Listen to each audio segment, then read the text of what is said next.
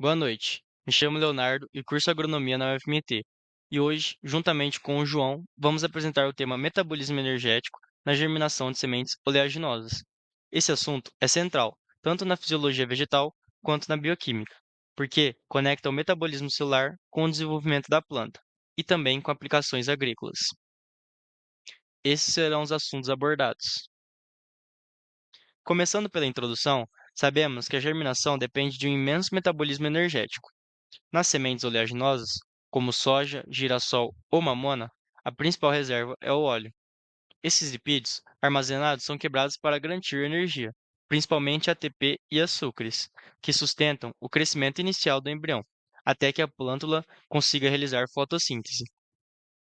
Esses são os objetivos, que têm como primeiro ativação das reservas nutritivas, o segundo, produção de energia ATP, o terceiro, síntese de novos compostos e o quarto, desenvolvimento da plântula. Na caracterização, a primeira coisa que acontece é a reativação da respiração celular. Para isso, a semente passa pela imbibição, absorvendo água, o que desperta o metabolismo, ativa enzimas e aumenta a entrada de oxigênio.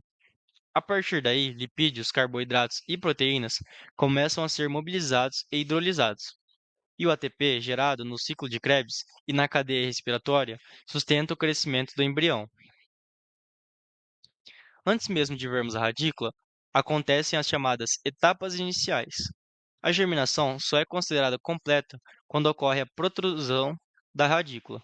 Mas antes disso, a embebição dá início a mudanças metabólicas importantes, a ativação das enzimas, sinais hormonais e a mobilização das reservas que vão alimentar o crescimento inicial. Nos conceitos básicos, destacamos três pontos. Primeiro, a embibição, que incha somente amolece o tegumento e reativa o metabolismo. Segundo, a mobilização das reservas, em que lipídios, carboidratos e proteínas são degradados em moléculas simples que alimentam a respiração celular. E, por fim, a produção de ATP, que sustenta o crescimento do embrião até a emergência da radícula. Entrando no ciclo, os lipídios são degradados pela beta-oxidação em acetil-CoA. Esse acetil-CoA entra no ciclo de Krebs, produzindo NADH e FADH, que alimentam a cadeia respiratória e geram ATP. Paralelamente, a glicólise fornece energia adicional e intermediários, e a via pentose-fosfato gera NADPH, importante para a biossíntese e recuperação de membranas. Falando das vias metabólicas, vemos contudo, isso é integrado. Beta-oxidação, ciclo de Krebs, fosforilação oxidativa, glicólise e via dos pentoses fosfato trabalham juntas para garantir energia e precursores biosintéticos. No tópico de enzimas e hormônios reguladores, temos um destaque importante. Lipases quebram lipídios. Proteases degradam proteínas em aminoácidos. E amilases hidrolisam o amido em glicose.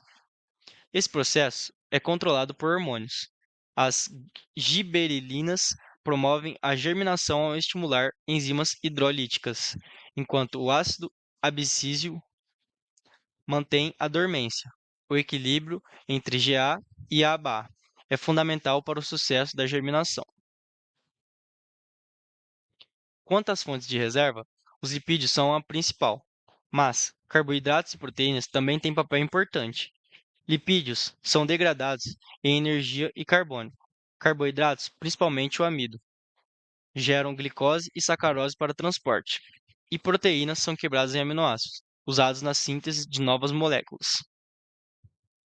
Na parte produção e utilização de ATP, temos duas fases.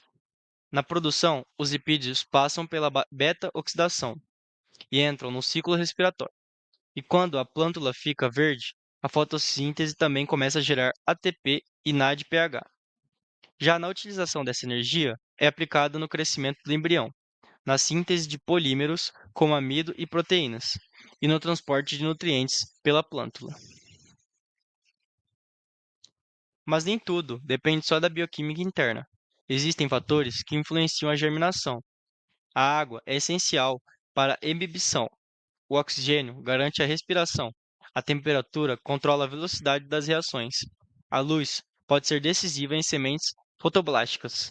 E ainda temos a dormência e as condições do solo, como profundidade de plantio e presença de patógenos.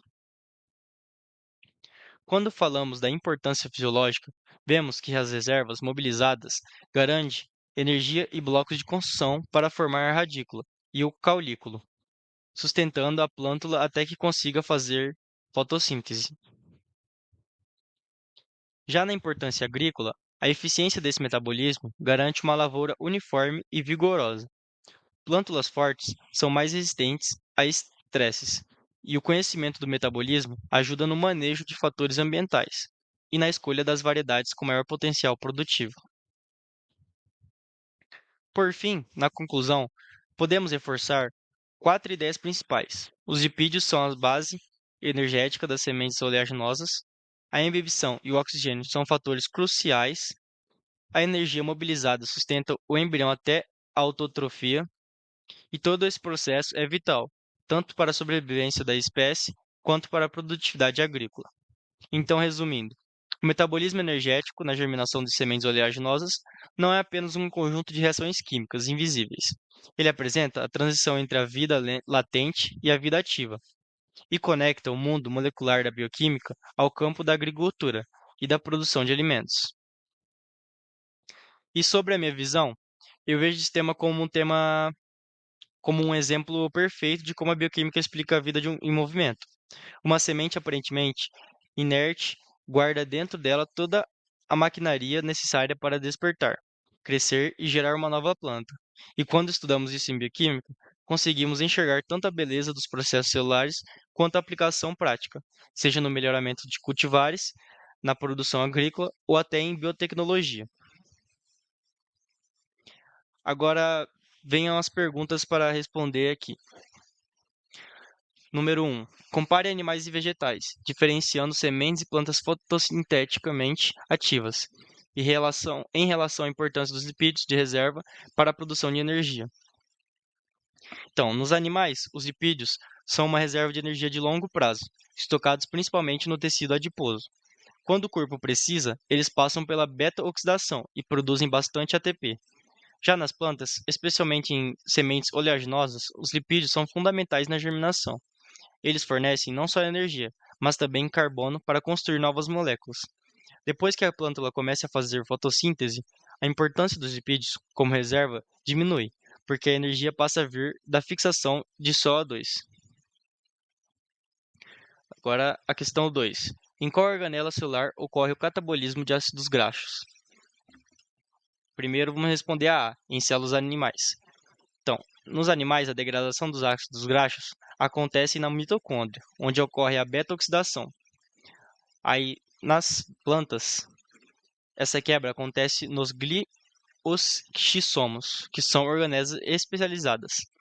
A diferença é que nas sementes não basta gerar energia, também é preciso conservar carbono para produzir açúcares.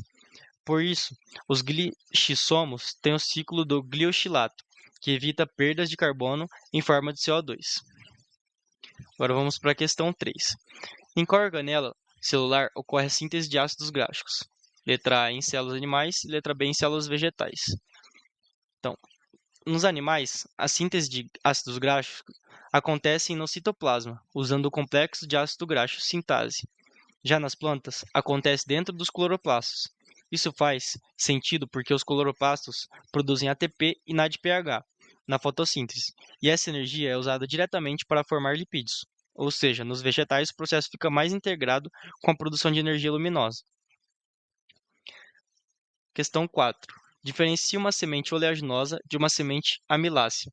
Apresente exemplos de plantas de interesse da sua área de formação. As sementes oleaginosas guardam energia principalmente na forma de óleo, como na soja, no girassol e na mamona. Já as sementes amiláceas armazenam amido, como milho, arroz e trigo. Na agricultura, essa diferença é muito importante. Oleaginosas servem para a produção de óleos vegetais e biocombustíveis, enquanto as amiláceas são a base da alimentação humana. e animal por fornecerem carboidratos. Questão 5. Defina e explique como a presença do glioxissomo pode auxiliar nas sementes oleaginosas.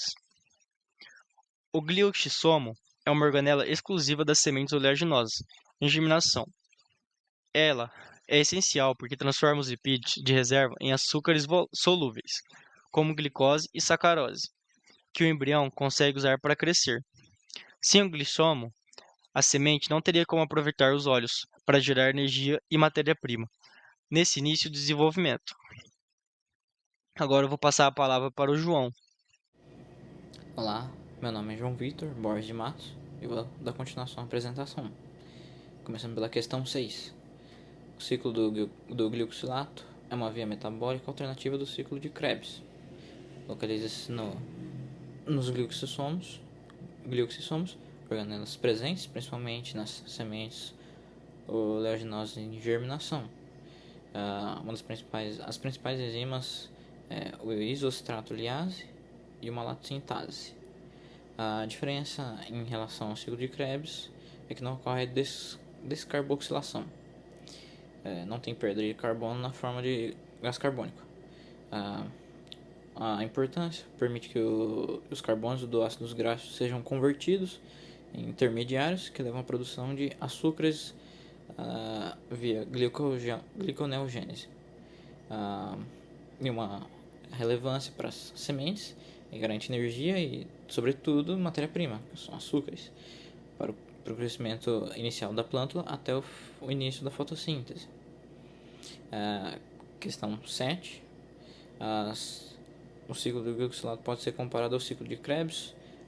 Tem algumas semelhanças, ambos ocorrem em organelas relacionadas, mitocôndrias e glioxissomos. Eles compartilham intermediários, como acetil-CoA, isocitrato e malato. A diferença é no ciclo de Krebs, o acetil-CoA é totalmente oxidado a gás carbônico, o CO2, com grande produção de NAD e FAD2, energia.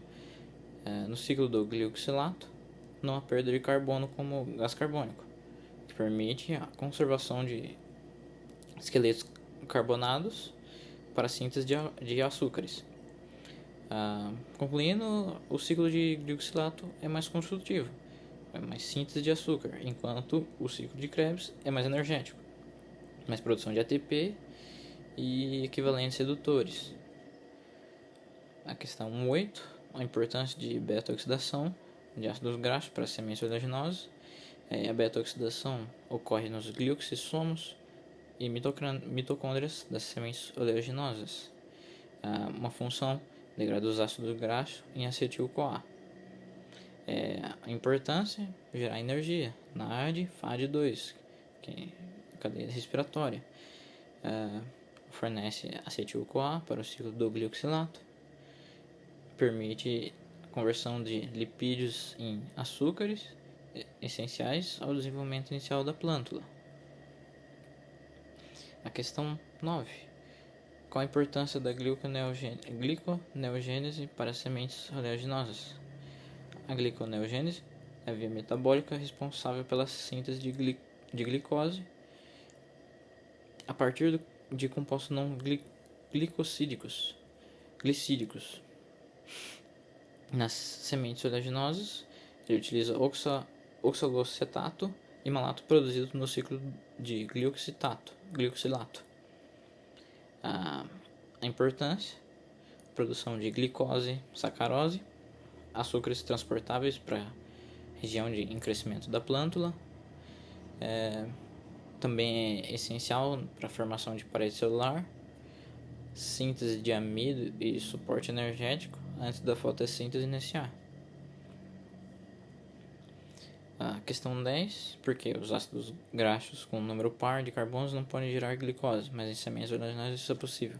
Normalmente, a beta-oxidação de ácidos graxos pares gera apenas acetil-CoA, que no ciclo de Krebs seria oxidado e totalmente em gás carbônico, e sem geração líquida de precursores para gliconeogênese. Mas, nas sementes oleaginosas, O ciclo do glicoxilato evita essa perda de carbono. O acetil-CoA é incorporado em malato e oxaloacetato, intermediários que podem ser desviados para gliconeogênese. Assim, mesmo os ácidos graxos de número par contribuem para a formação de açúcares nas sementes oleaginosas.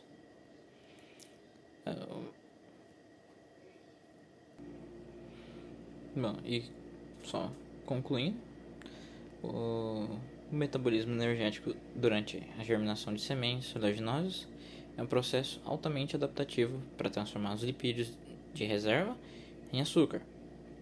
E esse mecanismo envolve a beta-oxidação, que degrada os ácidos graxos em acetil-CoA, o ciclo do glicoxilato, que conserva os carbonos e direciona os intermediários para a síntese de açúcares, a gliconeogênese, que converte os intermediários em glicose e sacarose. Essas vias elas permitem que a plântula obtenha energia e matéria-prima para o crescimento inicial, até que elas sejam capazes de realizar a fotossíntese. Assim, as sementes oleaginosas demonstram um metabolismo estratégico, garantindo um aproveitamento eficaz de seus lipídios de reserva para sustentar o desenvolvimento das plantas.